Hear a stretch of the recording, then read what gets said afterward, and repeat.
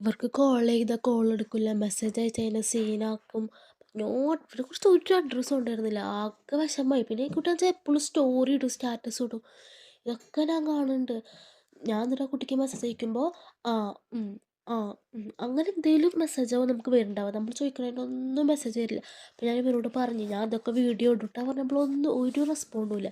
പിന്നെ 2-3 മാസം കഴിഞ്ഞപ്പോൾ ഞാൻ മെസ്സേജ് അയക്കാണ്ടേ വീണ്ടും അയച്ചപ്പോൾ ചേച്ചി നമ്മൾ ഹോസ്പിറ്റലിലാണ് എന്ന് പറഞ്ഞിട്ട് ഇങ്ങനെ ഹോസ്പിറ്റലിൽ കിടക്കണ വീഡിയോ അയച്ചാൽ നിൽക്കുക.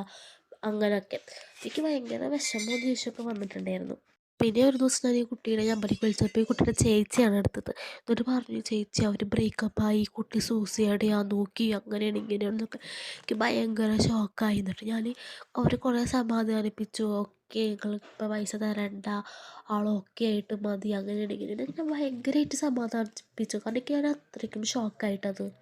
പിന്നെ കുറച്ച് കഴിഞ്ഞപ്പോഴാണ് ഞാൻ അറിഞ്ഞത് അവരെന്നെ പറ്റിച്ചതാണ്. കാരണം അവരുടെ സ്റ്റാറ്റസ് സ്റ്റോറിയിലും അവർ ഒരുമിച്ച് കെട്ടിപ്പിടിച്ച് നിൽക്കുന്ന ഫോട്ടോ ഒക്കെ എനിക്ക് ഭയങ്കര വിഷമവും ദേഷ്യമൊക്കെ ആയിട്ടാണ്. കാരണം അവിടെ ഇങ്ങനെ പറ്റിച്ചല്ലോ ആലോചിച്ചിട്ട് ഞാൻ ഓൺ ദ സ്പോട്ട് അവർക്ക് മെസ്സേജ് അയച്ചു. നല്ല ദേഷ്യത്തിൽ ഞാൻ മെസ്സേജ് അയച്ച്.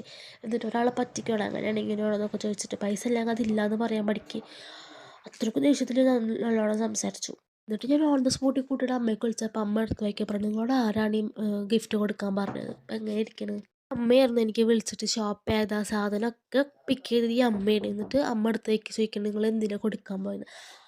ഇതിനൊക്കെ ഞാൻ എന്താ പറയാന്ന് എനിക്ക് പോലും അറിയില്ല. ഞാൻ ആകെ കിളി പോയ പോലെ. ഇതിൻ്റെ നെക്സ്റ്റ് പാർട്ട് ഞാൻ നെക്സ്റ്റ് വീഡിയോയിൽ ഇടുന്നുണ്ട്. അപ്പോൾ ആ വീഡിയോയോട് കൂടിയിട്ടാണ് ഈ സ്റ്റോറി കഴിയുക.